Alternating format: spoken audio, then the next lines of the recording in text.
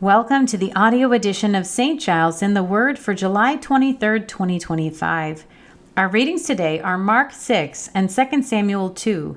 We are reading, as always, from the New International Version, and we begin today in the Gospel of Mark. Jesus left there and went to his hometown, accompanied by his disciples. When the Sabbath came, he began to teach in the synagogue, and many who heard him were amazed. "Where did this man get these things?" they asked. "What's this wisdom that has been given him? What are these remarkable miracles he is performing? Isn't this the carpenter? Isn't this Mary's son, the brother of James, Joseph, Judas, and Simon? Aren't his sisters here with us?" And they took offense at him. Jesus said to them, "A prophet is not without honor except in his own town, among his relatives, and in his own home." He could not do any miracles there except lay his hands on a few sick people and heal them. He was amazed at their lack of faith. Then Jesus went around teaching from village to village, calling the 12 to him. He began to send them out 2 by 2 and gave them authority over impure spirits.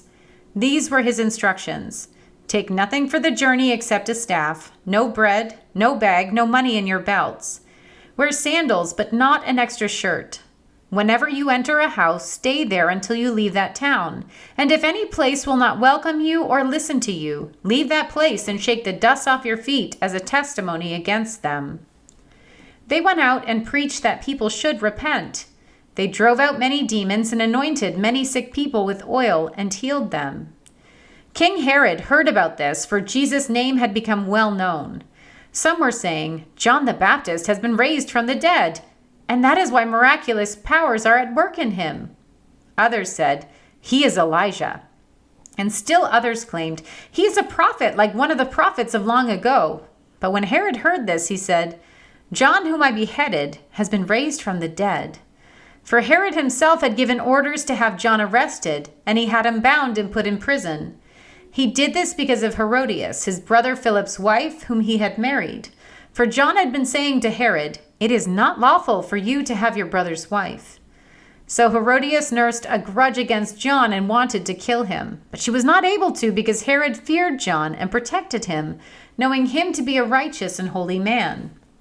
When Herod heard John, he was greatly puzzled, yet he liked to listen to him. Finally, the opportune time came. On his birthday, Herod gave a banquet for his high officials and military commanders and the leading men of Galilee. When the daughter of Herodias came in and danced, she pleased Herod and his dinner guests. The king said to the girl, "Ask me for anything you want, and I'll give it to you." And he promised her with an oath, "Whatever you ask, I will give you, up to half my kingdom." She went out and said to her mother, "What shall I ask for?" "The head of John the Baptist," she answered. At once the girl hurried in to the king with the request, "I want you to give me right now the head of John the Baptist on a platter." The king was greatly distressed, but because of his oaths and his dinner guests, he did not want to refuse her. So he immediately sent an executioner with orders to bring John's head.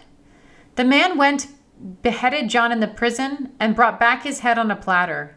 He presented it to the girl, and she gave it to her mother. On hearing of this, John's disciples came and took his body and laid it in a tomb. The apostles gathered around Jesus and reported to him all they had done and taught. Then, because so many people were coming and going that they did not even have a chance to eat, he said to them, "Come with me by yourselves to a quiet place and get some rest." So they went away by themselves in a boat to a solitary place. But many who saw them leaving recognized them and ran on foot from all the towns and got there ahead of them. When Jesus landed and saw a large crowd, he had compassion on them, because they were like sheep without a shepherd. So he began teaching them many things. By this time it was late in the day, so his disciples came to him. "This is a remote place," they said, "and it's already very late. Send the people away so they can go to the surrounding countryside and villages and buy themselves something to eat." But he answered, "You give them something to eat." They said to him, "That would take more than half a year's wages. Are we to go and spend that much on bread and give it to them to eat?" "How many loaves do you have?" he asked. "Go and see." When they found out, they said, 5 and 2 fish. Then Jesus directed them to have all the people sit down in groups on the green grass. So they sat down in groups of hundreds and fifties. Taking the 5 loaves and the 2 fish, and looking up to heaven, he gave thanks and broke the loaves. Then he gave them to his disciples to distribute to the people. He also divided the 2 fish among them all. They all ate and were satisfied, and the disciples picked up 12 basketfuls of broken pieces of bread and fish. The number of the men who had eaten was 5,000. Immediately, Jesus made his disciples get into the boat and go on ahead of him to Bethsaida, while he dismissed the crowd. After leaving them, he went up on a mountainside to pray. Later that night, the boat was in the middle of the lake, and he was alone on land. He saw the disciples straining at the oars because the wind was against them. Shortly before dawn, he went out to them, walking on the lake. He was about to pass by them, but when they saw him walking on the lake, they thought he was a ghost. They cried out because they all saw him and were terrified. Immediately he spoke to them and said, "Take courage, it is I. Don't be afraid." Then he climbed into the boat with them, and the wind died down. They were completely amazed, for they had not understood about the loaves. Their hearts were hardened. When they had crossed over, they landed at Gennesaret and anchored there. As soon as they got out of the boat, people recognized Jesus. They ran throughout that whole region and carried the sick on mats to wherever they heard he was. And wherever he went, into villages, towns, or countryside, they placed the sick in the marketplaces. They begged him to let them touch even the edge of his cloak, and all who touched it were healed. We turn now to 2 Samuel. In the course of time, David inquired of the Lord, "Shall I go up to one of the towns of Judah?" he asked. The Lord said, "Go up." David asked, "Where shall I go?" "To Hebron," the Lord answered. So David went up there with his 2 wives, Ahinoam of Jezreel and Abigail, the widow of Nabal of Carmel. David also took the men who were with him, each with his family, and they settled in Hebron and its towns. Then the men of Judah came to Hebron, and there they anointed David king over the tribe of Judah. When David was told that it was the men from Jabesh Gilead who had buried Saul, he sent messengers to them to say to them, "The Lord bless you for showing this kindness to Saul your master by burying him. May the Lord now show you kindness and faithfulness, and I too will show you the same favor because you have done this. Now then, be strong and brave, for Saul your master is dead, and the people of Judah have anointed me king over them." Meanwhile, Abner, son of Ner, the commander of Saul's army, had taken Ish-Bosheth, son of Saul, and brought him over to Mahanaim. He made him king over Gilead, Ashuri, and Jezreel, and also over Ephraim, Benjamin, and all Israel. Ish-Bosheth, son of Saul, was 40 years old when he became king over Israel, and he reigned 2 years. The tribe of Judah, however, remained loyal to David.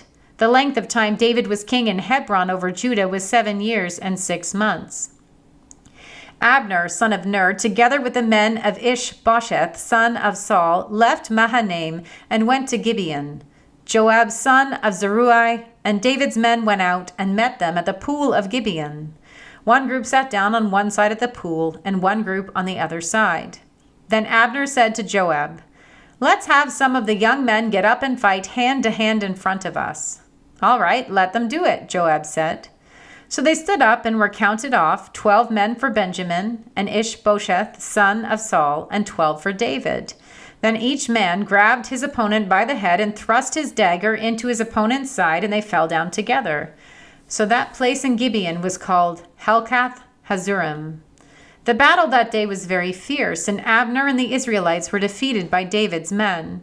The 3 sons of Zeruiah were there, Joab, Abishai, and Asahel. Now Asahel was as fleet-footed as a wild gazelle. He chased Abner, turning neither to the right nor the left as he pursued him. Abner looked behind him and asked, "Is that you, Asahel?" "It is," he answered. Then Abner said to him, "Turn aside to the right or to the left. Take on one of the young men and strip him of his weapons." But Asahel would not stop chasing him. Again, Abner warned Asahel, "Stop chasing me. Why should I strike you down? How could I look your brother Joab in the face?" But Asahel refused to give up the pursuit. So Abner thrust the butt of his spear into Asahel's stomach, and the spear came out through his back. He fell there and died on the spot, and every man stopped when he came to the place where Asahel had fallen and died. But Joab and Abishai pursued Abner, and as the sun was setting, they came to the hill of Ammah near Giah on the way to the wasteland of Gibeon. Then the men of Benjamin rallied behind Abner. They formed themselves into a group and took their stand on top of a hill. Abner called out to Joab, "Must the sword devour forever? Don't you realize that this will end in bitterness? How long before you order your men to stop pursuing their fellow Israelites?" Joab answered, "As surely as God lives, if you had not spoken, the men would have continued pursuing them until morning." So Joab blew the trumpet, and all the troops came to a halt. They no longer pursued Israel, nor did they fight any more. All that night, Abner and his men marched throughout the Arabah. They crossed the Jordan, continued through the morning hours, and came to Mahanaim.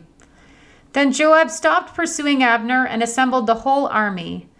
Besides Asahel, 19 of David's men were found missing, but David's men had killed 360 Benjamites who were with Abner. They took Asahel and buried him in his father's tomb at Bethlehem. Then Joab and his men marched all night and arrived at Hebron by daybreak. Here ends our reading for today.